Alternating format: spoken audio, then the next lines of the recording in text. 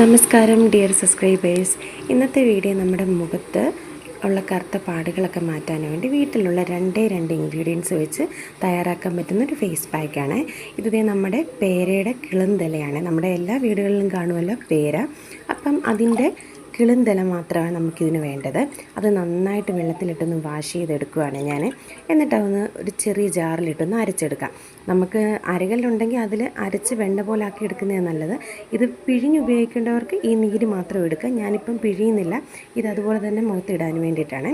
നമുക്ക് ഇനി വേണ്ടത് ഇതിൻ്റെ ഒപ്പം നമ്മുടെ നാടൻ മഞ്ഞൾപ്പൊടി, അതായത് കടയിൽ നിന്ന് വാങ്ങുന്നേ അല്ല, നമ്മൾ ഉണക്കിപ്പൊടിച്ച് മഞ്ഞൾപ്പൊടി. ഇതെനിക്ക് നാട്ടിൽ നിന്ന് അമ്മ കൊണ്ടു തന്ന മഞ്ഞൾപ്പൊടിയാണ്. അപ്പം ആവശ്യത്തിന് വേണ്ടത് എത്രയാണോ നമുക്ക് മുഖത്ത് തേക്കാൻ അത്രയും പേരയില അരച്ച് മറ്റൊരു ബൗളിലോട്ട് മാറ്റിയിട്ട് നല്ലൊരു സ്പൂൺ കൊണ്ട്, അതായത് ഉണങ്ങിയ സ്പൂൺ കൊണ്ട് കുറച്ച് മഞ്ഞൾപ്പൊടിയും കൂടെ നമുക്ക് അതിലോട്ടിട്ട് ഒന്ന് മിക്സ് ചെയ്തെടുക്കാം. നമുക്ക് ഈ രണ്ട് ഇൻഗ്രീഡിയൻസ് മാത്രം മതി മുഖത്ത് തേക്കാൻ വേണ്ടിയിട്ട്. നമ്മുടെ മുഖത്തുള്ള കറുത്ത പാടുകളും മുഖത്തുള്ള മറ്റുള്ള എന്ത് ഡാമേജ് ആണെങ്കിലും ഇത് തേക്കുന്നതിനൊപ്പം അങ്ങ് മാറിക്കോളും. അതായത് നമ്മൾ ഈ ക്രീമുകളൊക്കെ യൂസ് ചെയ്തതിനെക്കാട്ടിലും എനിക്ക് തോന്നുന്നു ഏറ്റവും നല്ലത് ഇങ്ങനെ നാച്ചുറലായിട്ട് നമുക്ക് കിട്ടുന്ന സാധനങ്ങളും ഫേസിൽ അപ്ലൈ ചെയ്യുന്നതായിരിക്കും. നമ്മൾ ക്രീമൊക്കെ ഉപയോഗിക്കുമ്പം അതിന് എന്തെങ്കിലുമൊക്കെ ഒരു സൈഡ് എഫക്റ്റ് കാണുമായിരിക്കും. ഇപ്പം നമുക്ക് ഓഫീസിലൊക്കെ പോകുമ്പോൾ ഫേസ് ക്രീം എന്തായാലും യൂസ് ചെയ്യേണ്ടി വരുമായിരിക്കും. അപ്പോൾ ആഴ്ചയിലൊന്ന് നമുക്ക് വേണ്ടിയിട്ട് നമുക്കൊന്ന് സമയം കണ്ടെത്താൻ വേണ്ടി ഇങ്ങനെയുള്ള നാച്ചുറലായിട്ടുള്ള ഇൻഗ്രീഡിയൻസ് വെച്ചിട്ടുള്ള ഫേസ് പാക്കുകൾ നമ്മൾ യൂസ് ചെയ്യുന്നത് കൊണ്ട് നമുക്ക് ഒരുവിധമൊക്കെ ഫേസിനുണ്ടാകുന്ന ഡാമേജുകളൊക്കെ നമുക്കൊന്ന് മാറ്റിയെടുക്കാൻ പറ്റുന്നതാണ്.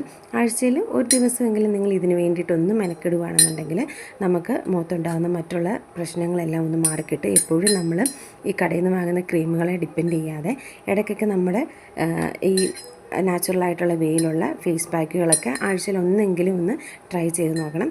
അപ്പം ഞാനിത് ഫേസിൽ അപ്ലൈ ചെയ്ത് കാണിക്കാം. അപ്പം ഞാൻ തേണ്ടേ അത് ഫേസിൽ അപ്ലൈ ചെയ്യാൻ പോവാണ്. ഇത് ഒരു 15 മിനിറ്റ് മുഖത്ത് ഇട്ടതിന് ശേഷം, ഉണങ്ങിയതിന് ശേഷം നമുക്കിത് വാഷ് ചെയ്ത് കളയാം. ഒരു 2-3 തവണ ചെയ്താലേ ഇതിൻ്റെ മാറ്റം നമുക്ക് നന്നായിട്ട് അറിയാൻ പറ്റത്തുള്ളൂ. പക്ഷേ മറ്റുള്ള ഒരു ഡാമേജുകളോ അല്ലെങ്കിൽ ഒരു സൈഡ് എഫക്റ്റോ നമ്മുടെ ഫേസിലുണ്ടാകത്തില്ല. കാരണം നാച്ചുറലായിട്ടുള്ള ഇൻഗ്രീഡിയൻസ് ആയതുകൊണ്ട് തന്നെ നമുക്ക് മുഖത്ത് യാതൊരു പ്രശ്നങ്ങളും ഉണ്ടാകത്തില്ല. അപ്പോൾ വിശ്വസിച്ച് നമുക്ക് ഒരാൾക്ക് റെക്കമെൻഡ് ചെയ്യാൻ പറ്റുന്ന ഒരു ഫേസ് പാക്കാണിത്. ഇതുകൊണ്ട് നമുക്ക് ഫേസിന് യാതൊരു തരത്തിലുള്ള ഡാമേജുകളും ഉണ്ടാകത്തില്ല. പിന്നെ ഈ മഞ്ഞൾ അലർജി ഉള്ളവരൊക്കെ ഒന്ന് കയ്യിൽ തൂത്ത് നോക്കിയതിന് ശേഷം മാത്രമേ ഇത് മുഖത്ത് അപ്ലൈ ചെയ്യാവുള്ളൂ. കാരണം എല്ലാവർക്കും മഞ്ഞൾ സ്യൂട്ട് ആകണമെന്നില്ല സ്കിന്നിന്.